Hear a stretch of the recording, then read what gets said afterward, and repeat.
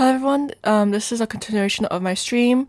I ran out of time in that stream, so I'm going to continue it now in this video. I only missed the hide ending, which is ending 13, or the alternate ending when you die. Also, for some reason, 3B didn't count or register for some reason. I don't know how that happened, but yeah, okay. We're gonna just continue and hopefully, we'll finish. Yeah, okay, bye.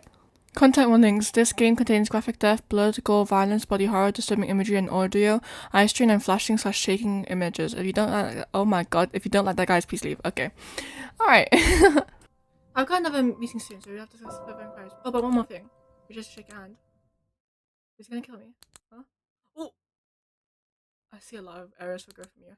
I think in order for you to work there, you have to make some changes. Here, let me lend you a hand. Oh, okay, you don't have to do that. I need 12 hired. Thank you for hiring me. New game. I've seen all the endings. Okay, I've gone every ending. Government story graphics by Rachel Joseph, Eric Ricks, plugins by QC Virus, Yan Fly. I don't know how Yan Fly. What? Engine plugins. Summer and Dusai. Lilp, Retro Ray, Mr. Tripfield, Galk. Also, Joseph develops Abraham. Linneburn, Bird, Belkangam, additional SVX, pre-sound, lighter by the Spartan. Oh my, I can't read all that. I'm so sorry, that's gonna go fast. Oh my god. Thank you. The sound design is really important in the game. Apparently, you have to get the 3B ending 3B doesn't register for some reason unless you feed us something. That took me ages to find. Thank God I didn't stream that because like low-key it would have taken me an hour. Okay. Okay, by the way, this is filmed like straight after me streaming. And yeah. It's just like I don't know. Can you it's just I don't know. Let's go. Please don't scream me. Please don't please. Hello?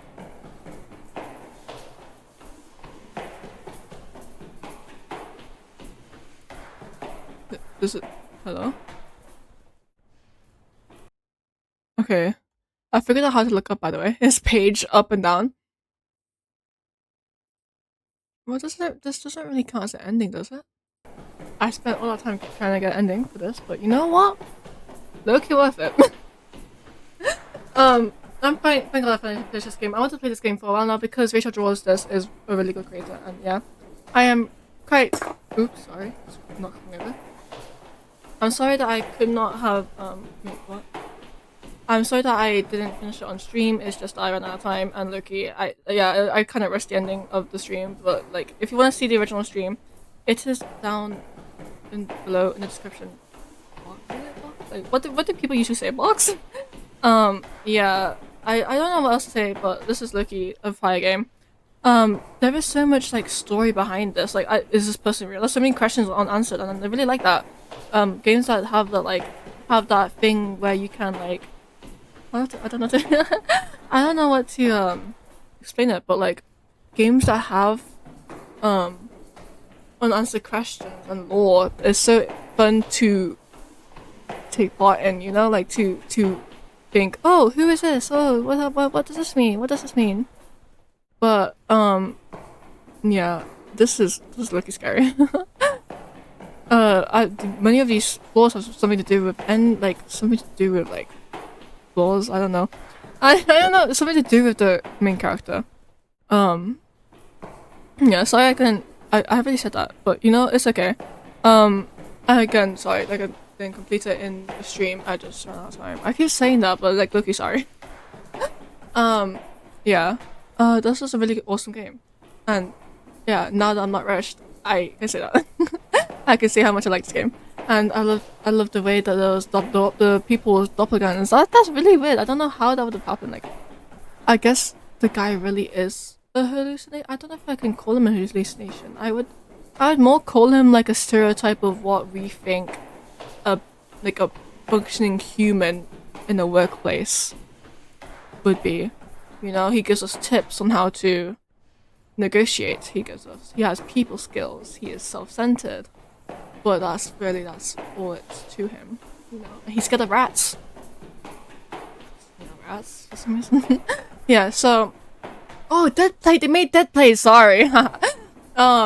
Yeah, the Rachel draws this is a very good creator, and yeah, this is really interesting. I'm staring into the abyss now. I'm going insane. See you next time. I know it's technically this will be released on a Friday, like the Friday after, so it's nearly been a week since the stream. But you know, better late than never. Even though I'm recording this like straight after the stream, but that's just how my work works. Okay, do not judge it. Do not judge it. Okay, so. Say goodbye to round one. Goodbye. Just kidding. Ha, got you. Ha, I'm so funny. I'm just gonna move that out of the way. I'm going to explain what I think this game is about because I feel bad because it's only 5 minutes long so far. So, yeah, this video is way too short, and I'm just gonna explain a lot. I'm gonna yap a lot. Okay. Hi. So I do not have a script, so this is mostly just ramble. I'm sorry. Yeah. First things first. Let's get one thing right. This game is about work culture. Like toxic work culture and office, and I am not experienced in that at all, so you know, take this from an underage person who's never worked in an office, so I don't know. Let's start with the like levels, the floors. So the first floor is obviously the lobby. That is the only floor that is packed and has lots of people, and we know is based somewhat on reality because there's people about moving.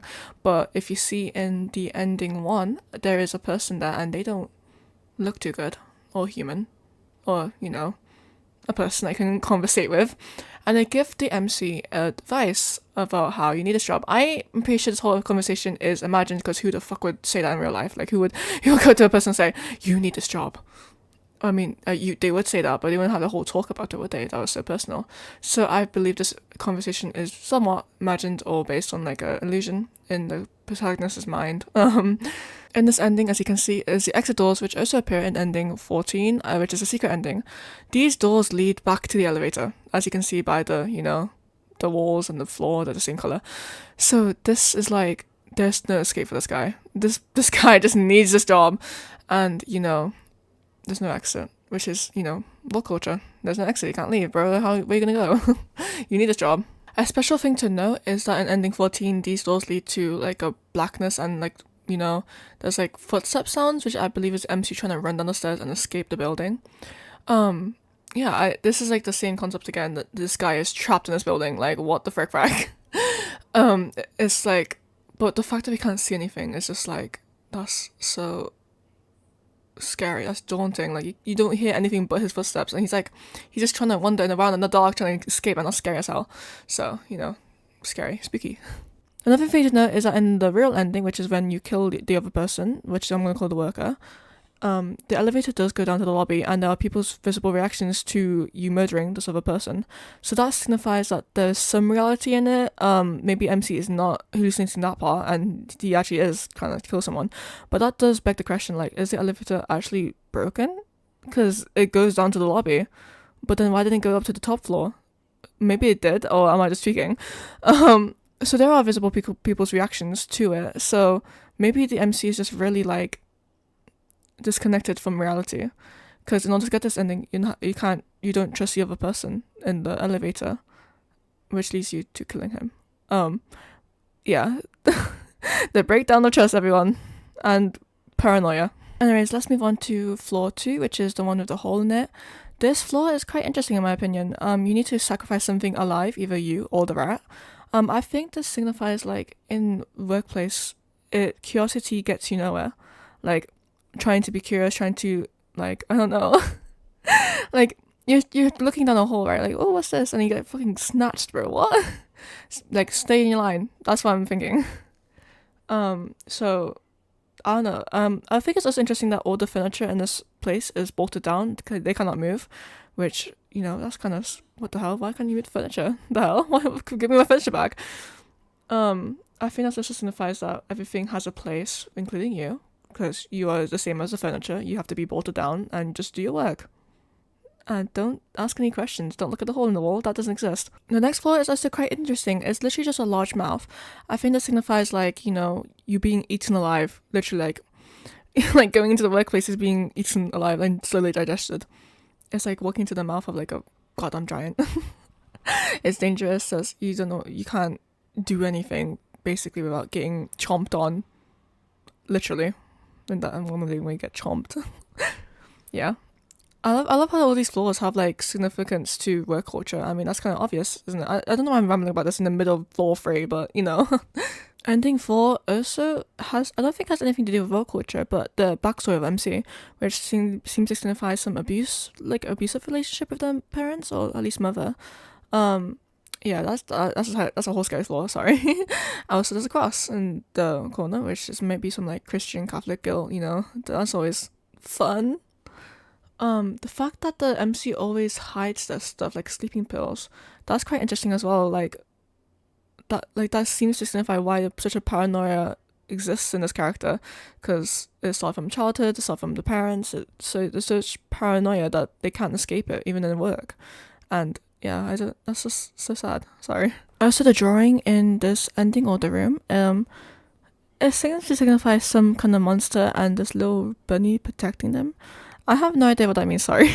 But I believe that the monsters are either the parents or the hallucinations they have to deal with, and the bunny is some sort of like comfort to them. Maybe it signifies this worker next to us, I guess, because they're kind of comforting to have. It is also established in the interview that you can also say they're a comfort.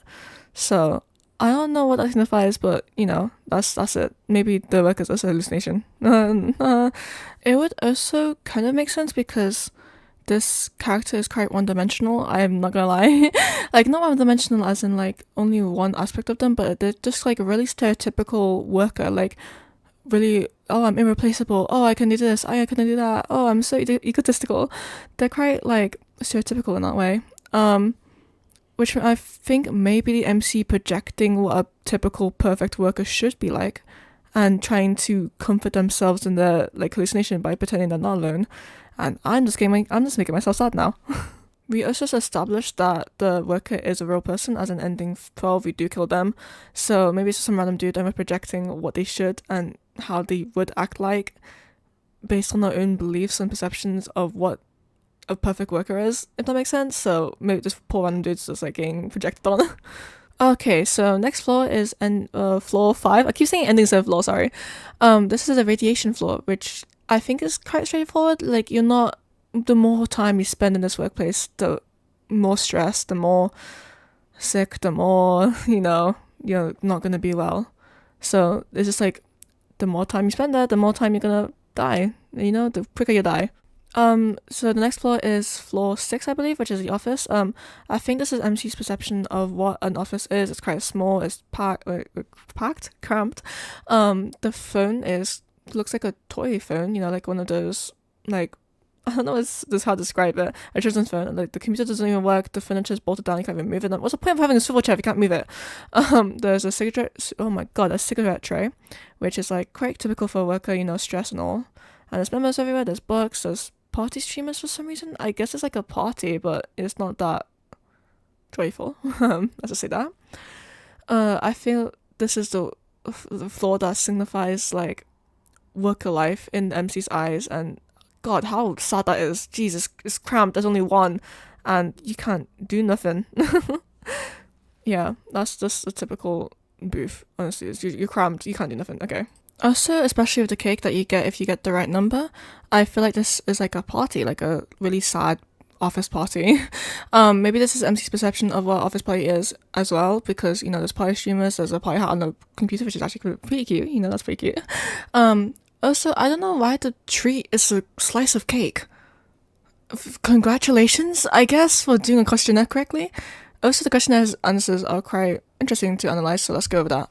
The questionnaires answers. Okay, so for the job application answers, the strongest attribute of a great employee is a functional left kidney. And low-key, that says something. It's not ambition, it's not morality, it's not reliability, it's the fact that you're human and you can function. Because at the end of the day, you're going to get replaced in this company, so what's the point? And the second stage of grief is anger. I don't have anything else to say about that because it is anger. The third question seems to tie in with the floor, the radiation floor, the floor 5, I believe, I think.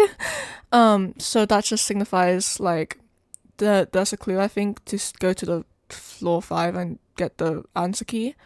But to be fair, if the answer is 10,000 years, that is quite long, and quite long to be in a workplace for floor 4. For answer 4, no, what?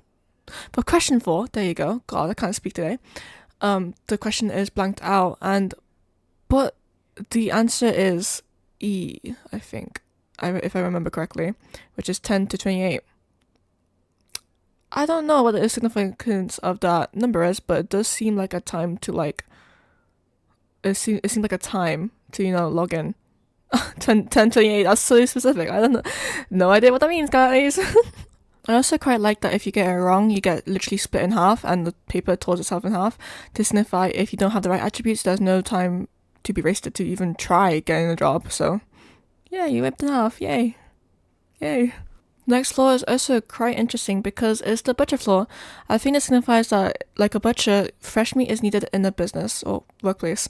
And if you try and cut open the wrong carcass, you get literally taken as well. And it says, oh, it looks like they're waiting for some fresh meat. And fresh meat is also something they say in the workplace. Oh, there's fresh meat. Ha, new employees. Ha, that's so funny. But look, I just deeped it. Like, you're telling them they're replaceable. Like, what? Like, oh, fresh meat. Oh, it's like something predatory about that phrasing. And that likens the workplace to a butcher, which is like, meat to human. That's so messed up. Sorry, I'm just deeping it how messed up that is. So like, once you try and get rid of something in the workplace, you will replace it. Is what it's trying to say, and that's ass. The next flaw is probably my favorite flaw to analyze because there's actual people for us to analyze, which is flaw 8, and it's the doppelganger flaw. I'm gonna call them the other people. I don't know how else to describe them, like the other me. The MC seems to have shifted their dynamic, so they become more capable in the situation, which is quite interesting because we don't seem that capable like now, because we seem quite timid. I don't know how else to describe it, like paranoid of everything.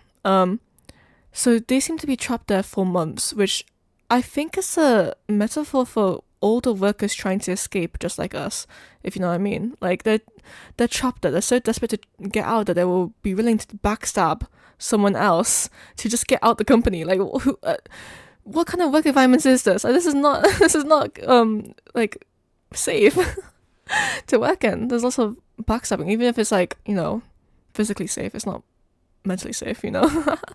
Another thing to note is that backstabbing is the only way to get out of this flaw. You have to shut the doors on them, and after that you can't access them anymore. I think that seems to signify that you have to cut yourself off from people like that in order to survive in the workplace.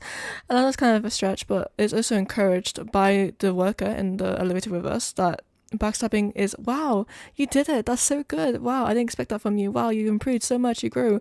Like, what? You literally just backstabbed somebody. They were so desperate to get out. Like, Loki, they could just come with us. Like, they didn't have to backstab us back as well. Like, what is this?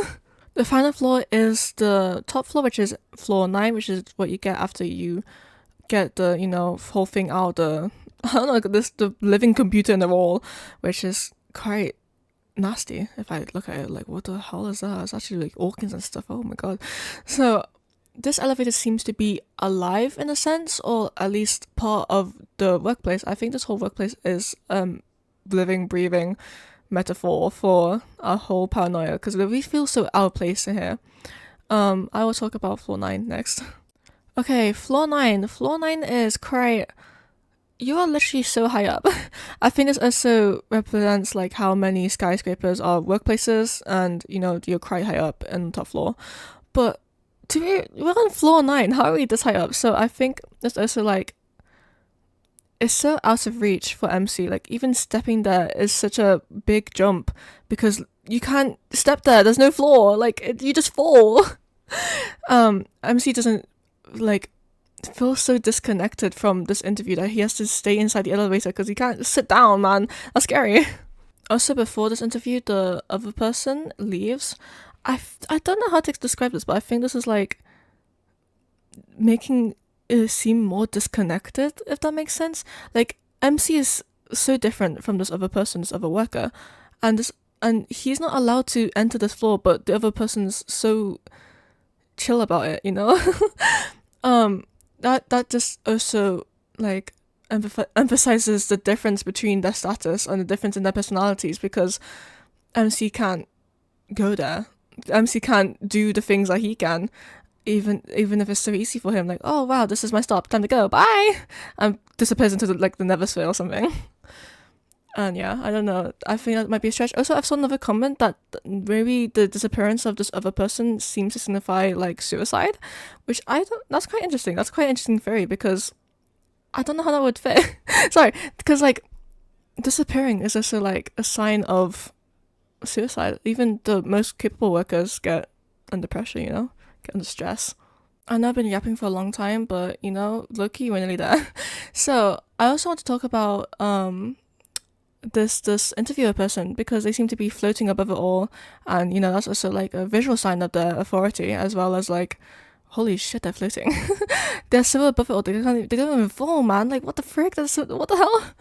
um also when you do like a bad choice, they seem to get white eyes. I think that's like a visual sign of them, like, what the hell are you saying? You're getting all the wrong answers. um I think it's quite interesting the right answers to this interview, so I'll just go over those quickly.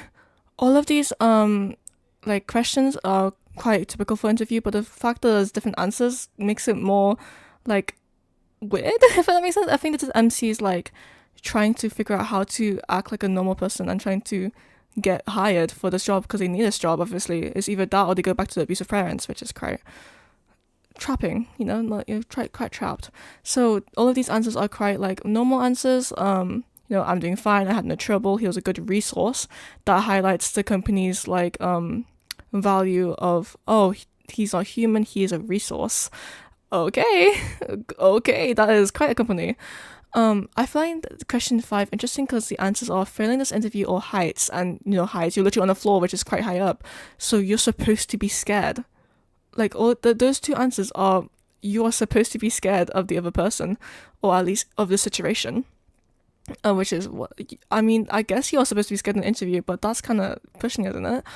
All of these answers are quite appeasing to like the company. I want to be a part of something bigger than myself, or I want to feel important, or I want to be seen as capable. I want to be I want to be more like important.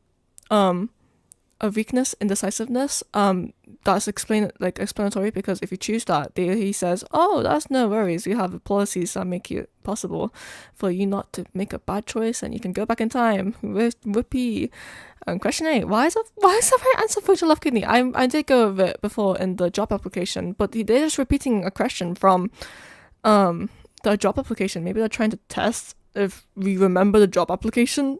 I think so. I mean, do you have a functional left kidney? That's probably important, I think. I already went over the good ending, so let me go over the bad ending. That's just work.